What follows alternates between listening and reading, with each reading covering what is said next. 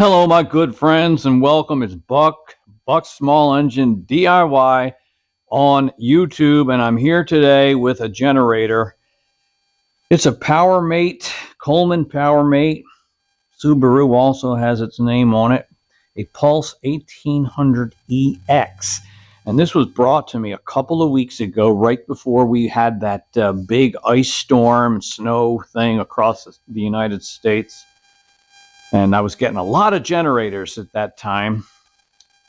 And people were freaking out, getting ready for the storm and wanting to have some backup power. So the guy brought me this, and he said to me, this has been sitting in my shop, my wood shop, for 7 years, unused, he said.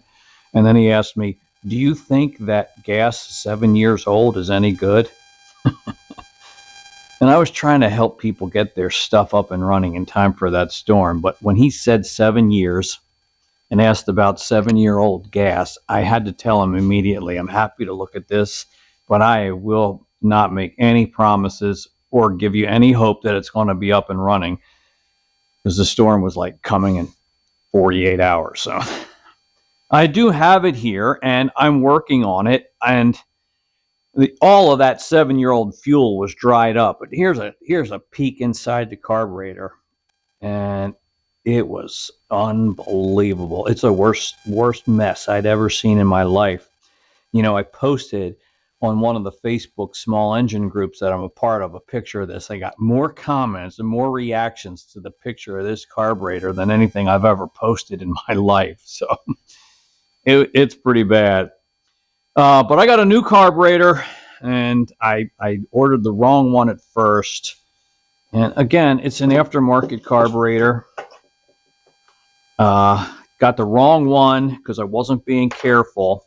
You got to make sure you get the right information. And I have that on this sticker here. So get the information when you go sit down at Amazon. Just don't put in POWERMATE. You may come up with the wrong information, the wrong carburetor. Oh, and then here's the other piece of information. The Robin EX13. The one I originally bought was for an EX30. That was incorrect. But anyway, after a delay, here it is. And I just thought we could install it together and just have some fun with this. Make a quick video. Now I'm going to take this carburetor and I'm going to put it up here for an hour or two on my carburetor leak testing station. Got a carburetor up there right now. And I want to test it for leaks because it is aftermarket, and I've had brand new carburetors right out of the box leak. So I just don't want to assume that. So we're going to test it, and then we're going to put it up on here. I'll tell you what I did do. I rinsed out this fuel tank, and fortunately, it's plastic. Otherwise, if this were a metal tank, this thing would just be rusted out. New piece of fuel line and a new fuel valve to replace that existing one. And, you know, look at this air filter foam. It just comes apart. It's pretty nasty. So, yeah, there was no way I could promise to get this back to the guy in 48 hours. So let's test out that carburetor, and then we'll install it together on this machine and see if we can get it back up and running. Spark plug looks relatively new. So I didn't change that. I did change the oil. So I think just installing this new carburetor is our last step in getting this ready for testing. Ready for testing! I'll see you soon. All right, I have everything laid out here on the table to install this carburetor. The new carburetor, I took it off of my leak tester. It did not leak. That's great. Get new gasket. I cut a new piece of foam for the air filter. And I think I'm ready to install this. I like to, for every once in a while, I like to apply a little bit of Permatex to the gasket, just to spray on stuff, because I don't want it leaking, and I don't want it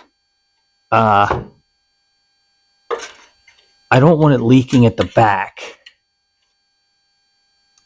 between the carburetor and the intake. If it leaks a little at the air cleaner side, I don't care so much, but I don't want it stealing pirated air. So for whatever reason, every once in a while, I just want to used to this gasket maker.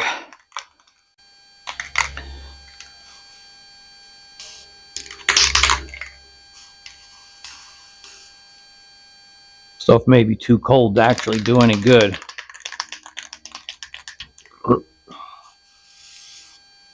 But we're going to try it anyway.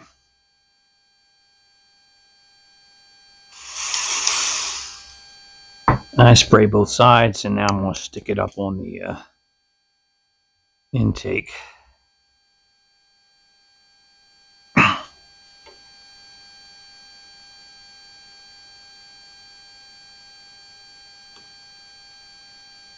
Like so.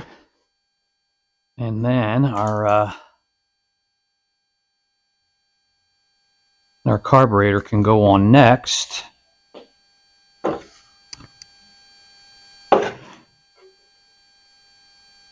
The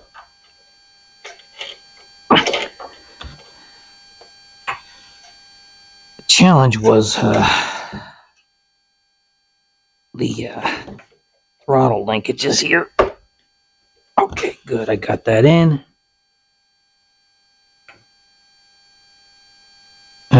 Then I got to do the spring, which works best with needle nose pliers usually. If I can find them.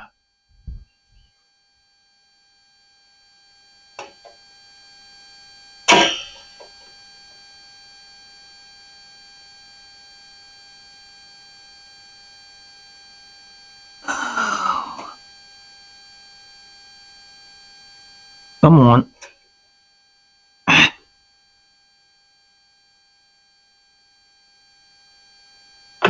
don't think that's in there, right? Nope.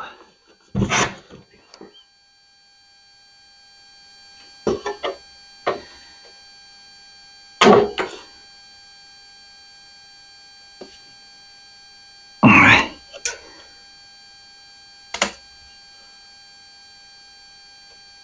There we go. Also, fuel line.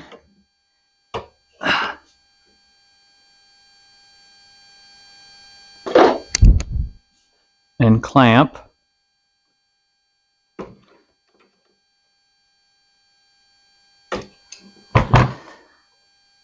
He slides all the way back up there. Fuel line, throttle linkage, and then I think we're ready for the this cover.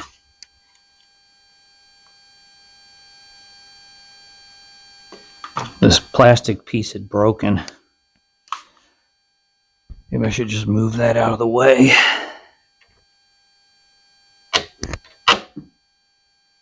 That.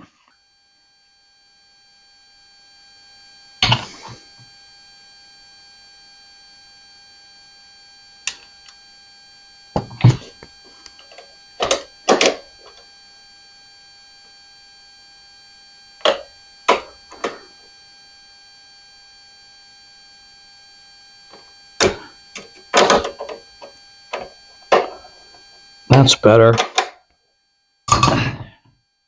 And now we'll use a little bit more muscle. All right. That's really it. It's a very easy carburetor installation. It's a breather tube right there. And choke. All right, that's that. I think I'm good with that. I have to put it back together to some degree before we can start it, because I really had to take this end cap off in order to access the air box in the carburetor. But we'll do that, and then we'll be we're gonna add some clean non-ethanol fuel, and we will come back again together to test it out. I'll see you then. All right, so we're all back together. I had a fight with this air cleaner and ended up wrapping it with a cable tie because the clasp is broken. But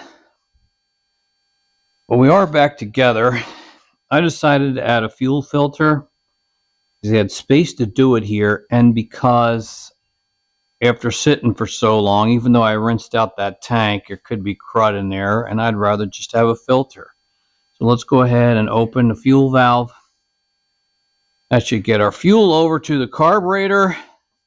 We'll be ready to start this up. So, switch in the on position. Choke lever over to choke for start. We're going to pull that cord and see what happens. I'm going to put you up on the tripod. And we'll keep our fingers crossed.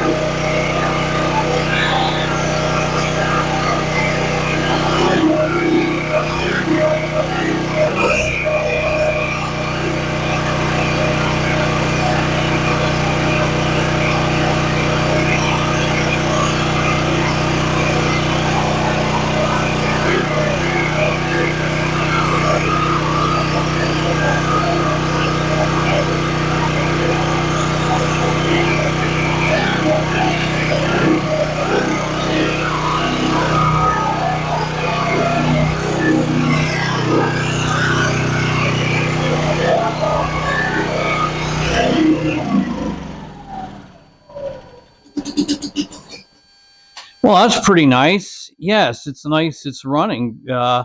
First, it was surging a little bit at wide open unless I partially closed the choke. But after it warmed up, I opened the choke fully. Was running pretty good. Now this is a 1800 watt. This is a 1500 watt heat gun. I put it on 1500 for high power, which takes it close to its maximum potential, and it handled it just fine and sounded pretty good. So I feel happy about that, and it's back in business after that long period of sitting. All right, that's it for the Coleman POWERMATE Pulse 1800 repair after sitting for 7 years. It runs reasonably well right now, and under full load or almost full load sounds pretty good. So we're ready to give it back. I actually the hose was leaking where it connects to the carburetor or the fuel line, so I changed out the clamp for the set screw type where I can make it a little tighter. I think we're nice and dry now, so that's good. I wasn't really even going to film this project. I've done so many generators over the last couple of weeks, but actually I wanted to try out my new wireless microphone, so that's why I turned the camera on. But hopefully it's of interest to you and help in some way as you work through some of your own projects. Thanks for watching. Your comments and questions are always appreciated in the discussion below. Do like hearing from you when you are able and interested in leaving a comment. Remember, as I always like to say, only you can put the do in the do-it-yourself. I'll see you on the next video. Bye.